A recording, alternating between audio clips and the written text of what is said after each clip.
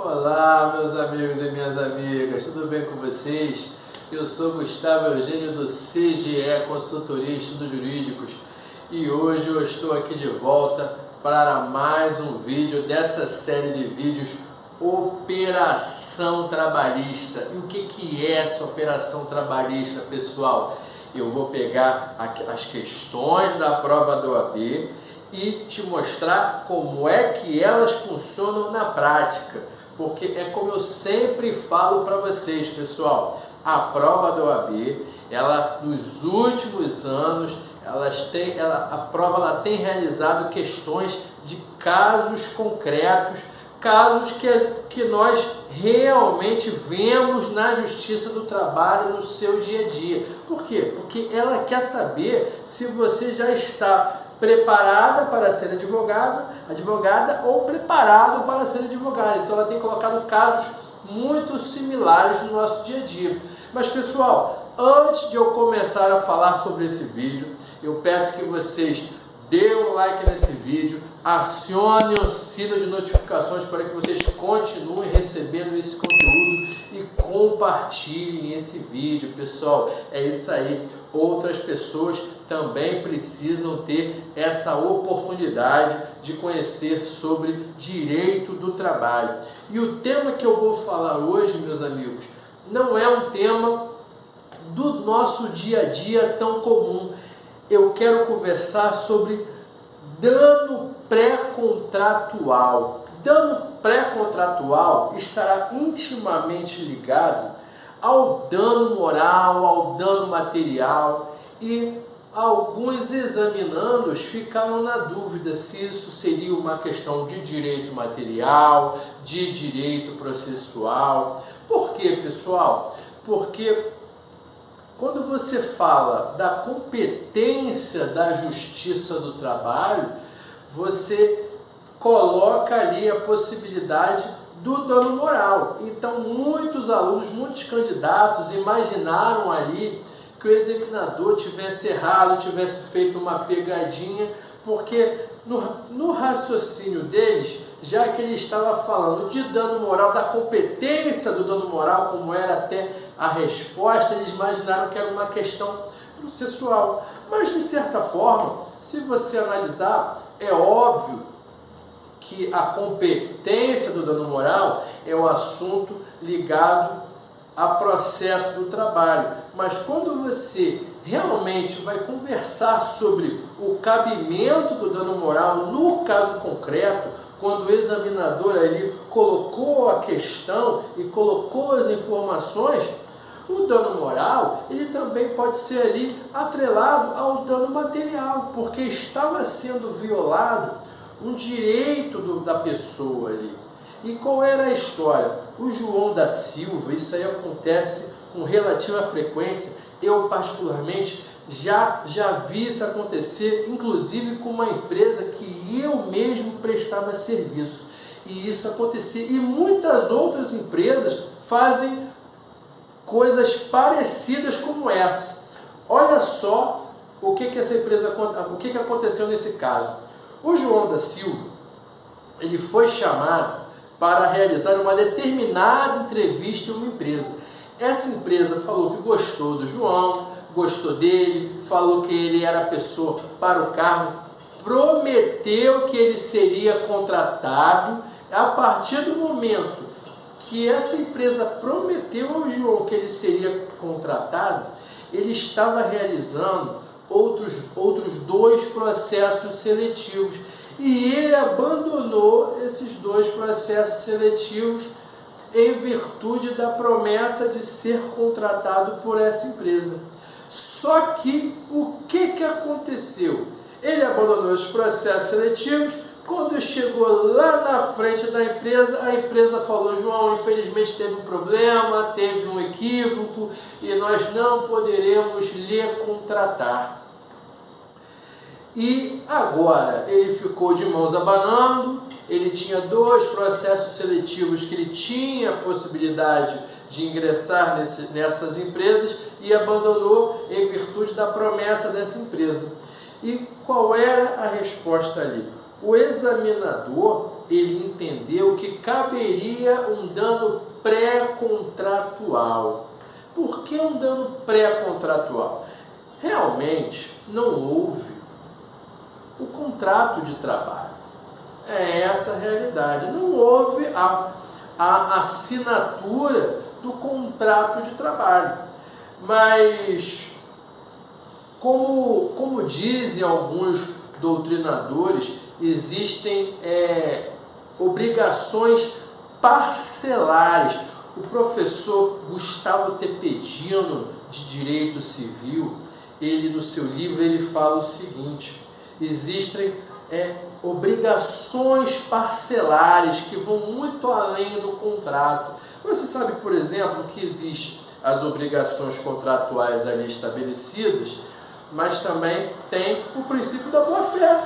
Por exemplo, no artigo 422 do Código Civil. Você geralmente, quando você vai olhar um contrato de prestação de serviço, ou um contrato de trabalho, ou qualquer outro tipo de contrato, dificilmente você vai encontrar alguma cláusula que fale do artigo 422. Não vai falar nada ali. Só que o princípio da boa-fé, por exemplo, é algo intrínseco aos contratos, é algo muito natural dos contratos, de forma que não precisa nem ser falado. Isso é um exemplo. Outros exemplos que não estão ali de forma explícita no contrato são essas obrigações parcelares, que a partir do momento que as partes elas já começam a pactuar, elas já começam a estabelecer algumas tratativas, já está se estabelecendo ali uma relação. A partir do momento que se estabelece essa relação entre as partes, já inicia-se ali algumas obrigações. E no caso aqui do João foi isso que aconteceu. No momento das tratativas, que é antes da assinatura do contrato, por que essa empresa já prometeu que ia contratar o João? Não era para ela ter prometido, essa é a grande realidade. E isso ocorre muito e muito e muito, gente. Então, a partir do momento que ela prometeu e não cumpriu, ela naturalmente criou uma expectativa no João, ele deixou para lá porque ele já tinha essa suposta garantia e quando ele foi ver, ele foi prejudicado. E por que cabe o dano ali? Seja o dano pré-contratual, seja um dano moral, seja um dano material, fato é que ocorreu um dano. Quando ocorre um dano material, extrapatrimonial, um dano moral, você vai lá no artigo 5º da Constituição da República. Artigo 5º, inciso 10º, é isso que ela fala. Quando tem dano material, moral, patrimonial, cabe indenização por dano moral. E como eu falei para vocês, pessoal, isso ocorre com muita frequência. Lá no início do vídeo, o que eu falei para vocês? Eu já prestei serviço com uma empresa, que essa empresa fazia isso. Eu já fiz defesa de umas 4 ou 5, não me lembro exatamente quantas defesas eu fiz. Não era tão comum assim, mas com certeza eu posso te dizer, eu fiz mais de uma defesa que tinha essa história. Os funcionários, as pessoas que eram contratadas para essa empresa, geralmente eles tinham que ter carro, porque era uma empresa de telefonia, que também era ligado a serviço de internet, e os funcionários, eles tinham que ter o carro para fazer a locomoção. E o que eles faziam? Olha só, gente, quem tem carro tem vantagem. Se você não tem carro, é interessante que você compre um carro. O que muitas pessoas faziam? Essa empresa garantia que ia contratar eles. Esse pessoal, às vezes, fazia o financiamento, fazia o leasing, fazia o financiamento do carro, adquiriam o carro, acontecia isso. Muitas vezes eles saíam de processos seletivos, muito parecido como o caso aqui do João, da prova do AB, tinha gente que saía até de empresa, porque essa empresa que prestava serviço de telefonia e internet, ela fazia a mesma coisa. Ela falava que a pessoa ela já estava contratada, era só formalizar. A pessoa ia lá, pedia demissão, 2 dias depois, uma semana depois, eles chegavam na empresa, por qualquer motivo que seja, ela falava: olha, infelizmente, nós não vamos poder lhe contratar porque deu um problema, alguma coisa, que às vezes acontece. Isso é muito comum. Às vezes abre uma vaga numa empresa pela real necessidade da empresa, mas existem em alguns momentos, em algumas situações, que essa abertura de vaga ela tem que ser fechada. Realmente acontece isso. Isso aí é do dia a dia. Só que uma coisa é você iniciar um processo seletivo, verificar alguns candidatos, só que você não já diz de cara que vai contratar ele.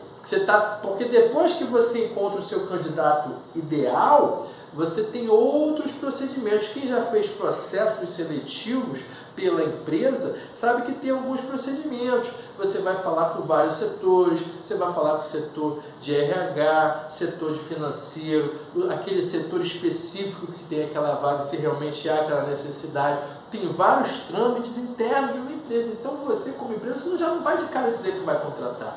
E era isso que essa empresa também fazia, muito parecido com a prova do AB. Então, ficou nítido aqui, nesse caso, que cabe um dano, seja moral, seja pré-contratual, como disse aqui na prova do AB. É lógico que a comprovação desse dano nem sempre é simples, muitas vezes vai precisar de prova, e é isso que você tem que estar atento, pessoal.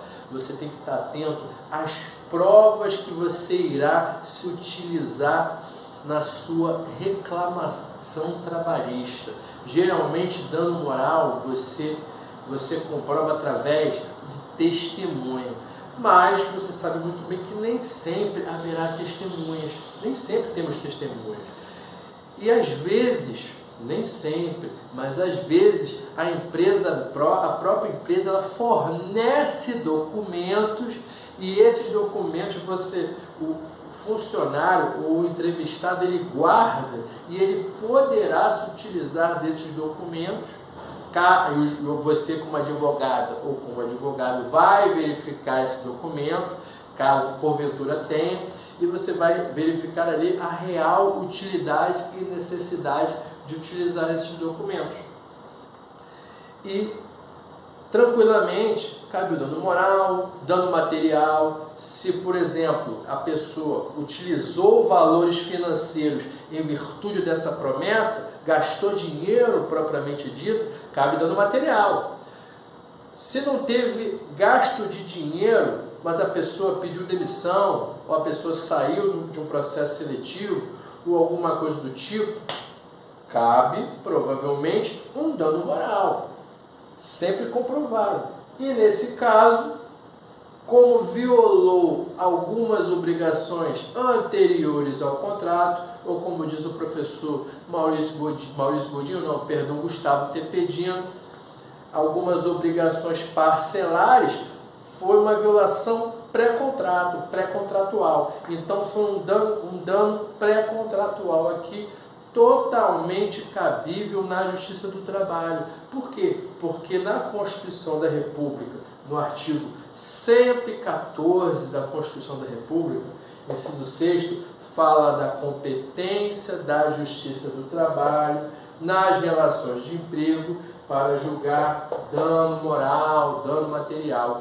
E além do artigo 114 da Constituição da República, pessoal, não pode deixar passar a súmula 392 do Tribunal Superior do Trabalho. É a súmula que reitera essa competência da Justiça do Trabalho para julgar o dano moral. Não se esqueça, advogada trabalhista, todo mundo que atua na área trabalhista usa muito as súmulas do TST.